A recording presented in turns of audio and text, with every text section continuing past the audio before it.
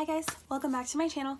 So today is going to be my standout books of 2018. I know a lot of people do like the yearly favorites as far as makeup.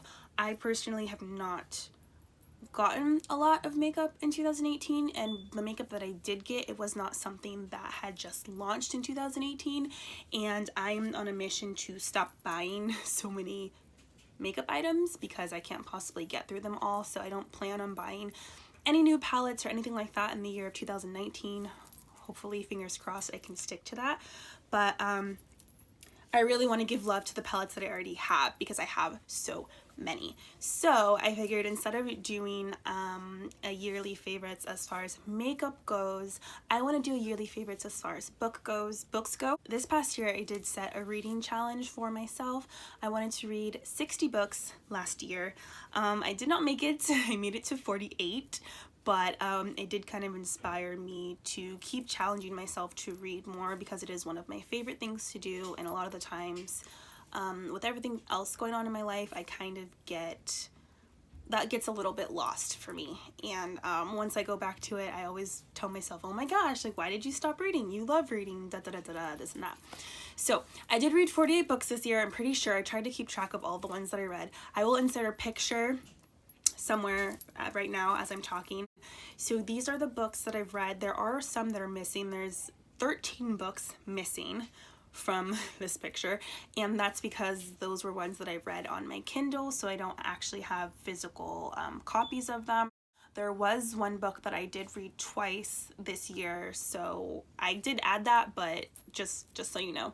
I will have all the books that I read this past year linked down below if you wanted to check any of them out. A little bit about the books that I did read. Not all of them came out in 2018, definitely not.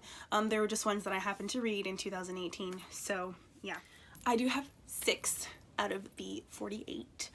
And I will just go through them quickly. It's not going to be like an in-depth book review or anything like that. This was just a quick video I wanted to get up for any of my subscribers out there that love reading as much as I do, and if you're looking for something new and things like that. So the first book I actually don't have with me. I don't know where it is. I searched my room. I'm pretty sure I gave it to one of my friends to read and I just forgot about it. I do that all the time. So the first book was The Hate You Give, and it actually was a movie. I think it came out in October of 2018. So some of you may have seen it, some of you may have read the book, but basically it was about a young girl, and her name was Star, I believe, and Star's best friend was killed by a police officer. Star is African American, her best friend is African American. The movie came out during a time where police brutality and excessive force, the news coverage around that was really prevalent. So the book just basically follows Star and how she's dealing with her friend's death, and you know, they're wanting her to testify, and just reading about her background and where she came from and the challenges that she has to face, especially when she's dealing with her friends who don't come from that type of background. It was just a good book. It was really easy to read. I think it's like a young adult novel, so there wasn't anything that was, you know, particularly challenging to get through. At the end of the book, like towards the end, there's just this one part, and if you read it, then you know what I'm talking about, but there's just this one little paragraph that kind of alludes to all the things going on in the real world, and it kind of connects the two together, and I just remember I started crying. I was just like, oh my gosh.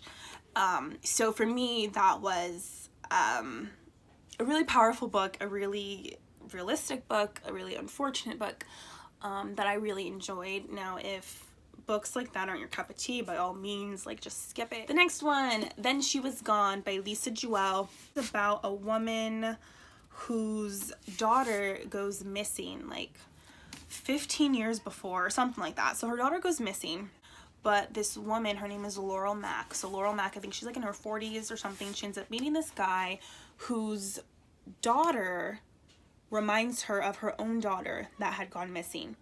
And it's in like uncanny ways that you wouldn't expect, right?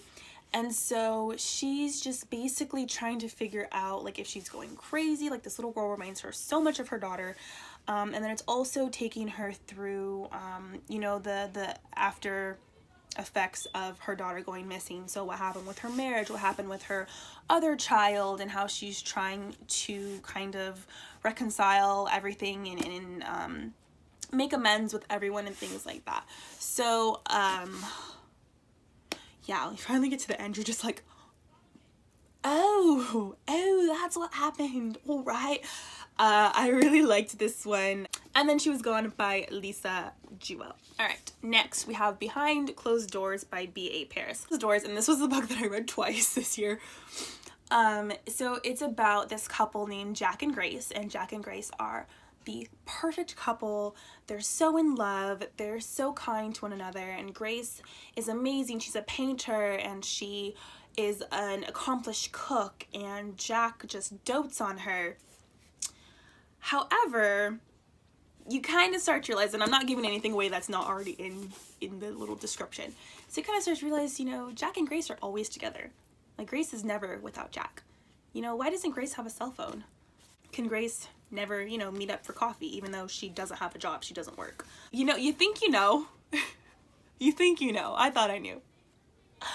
I did not know. I did not know. And when I found out, I was just like, psh, excuse me? This one was good. This one was a good one. It's a pretty quick, okay, I'm gonna stop saying it's a quick read because everyone reads at their own pace, so let me shut up. Yeah, Behind Closed Doors, B.A. Paris. Next is The Woman in the Window. Now this I know for a fact did come out last year, right? And this, I got this in my Book of the Month box because I had seen it in an airport store and I was just like, no, don't get it, you don't need it. And then I saw it on Book of the Month like a few weeks later and I was just like, oh my gosh, this is it. So The Woman in the Window by A.J. Finn. It's a psychological thriller, surprise. And this one is about a doctor. She is a psychiatrist, I want to say, psychiatrist or a psychologist. Her name is Anna Fox, and she is basically a recluse. She lives at home. She doesn't go outside. She suffers from agoraphobia, which is loosely translated to like fear of open spaces. So the book takes you through her life as a recluse and what she does all day. And one of the things she does all day is she spies on her neighbors with a fancy camera. While taking you through her life at home, it also takes you back to the past. So you find out, you know, what happened with her husband, you know, why they're not together when the book is taking place. You find out about how she became agoraphobic. And then in present day, while she's spying on her neighbors, she witnesses a crime. So basically, you know, once the police are called, you just kind of get a sense that they don't believe her and that they think that she's making it all up. She's heavily medicated, she's drinking a lot as well. So it just kind of comes like a thing. Did she actually see this crime, supposedly? Was it a hallucination? You know, what's really going on? So I got to like the last maybe 10 pages and I was just like, oh, okay, fine, like that's what happened. And in my mind, I was thinking, I'm like, okay, people are talking about this huge twist. Like, I don't see a twist. Like, that wasn't really, you know, revolutionary. Oh my God. And then I turned the page. And I was at home by myself. Like, reading this book.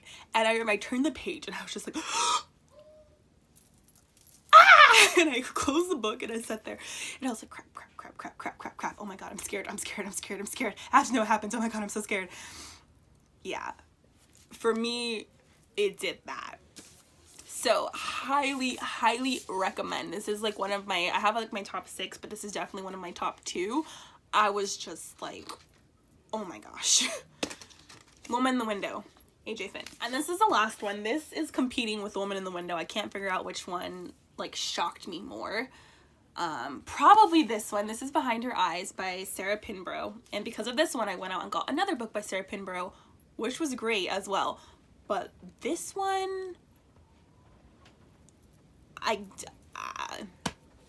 so this one is about Louise, and Louise is a divorcee. She has a child, and she ends up having a one-night stand with this guy, right? And turns out this guy is her new boss. Louise has a one-night stand with David. David is married to Adele. Louise and Adele somehow become friends, right? And then things just get really weird. It's told from 3 different points of view. Well, no, from 2 different points of view, from Adele's and then from Louise's. And as Louise spends more time with Adele and has a deeper insight into Adele and David's marriage, she starts realizing that things are just kind of not adding up. Things are weird, like Adele is scared all the time and David seems to have a temper. But let me tell you, you think you know what's gonna happen? No. Not at all. Not at all. Like, and it's one of those books where like you get to like almost the end and you're just like, oh my god. And then you're like, okay, all right, you know, you're slowly recovering, and then you get to like the very last 2 pages and you're just like, what the, what? Yeah, this one, yeah. I had to spend a few minutes after I finished reading it to just like kind of sit there and think, and then it was still in my mind like days afterwards. This one is definitely solid. I will have to say, maybe this one is probably my favorite, my most favorite standout book of 2018. It was great. But those are my books, and my 6 books that were, you know, the most for me. I'm so excited to get into even more books this year. I'm setting a new reading challenge for myself. I want to do 65 books this year. I think I can do it. I think I can do it. It is January 5th right now, and I've read 3. It's January 5th and I've already completed 3 books, and I'm gonna probably start another one tonight.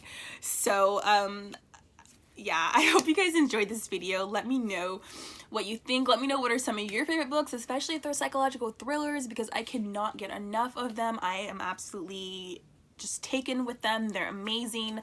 And if you guys want to join this reading challenge with me, I'd be totally down. It's going to be so much fun. I will keep you updated throughout the year on my progress, every couple of videos or so, and I'll let you know, you know, my thoughts on some of the books that I've read, like my normal reviews, like I'm going to be having on my channel as well.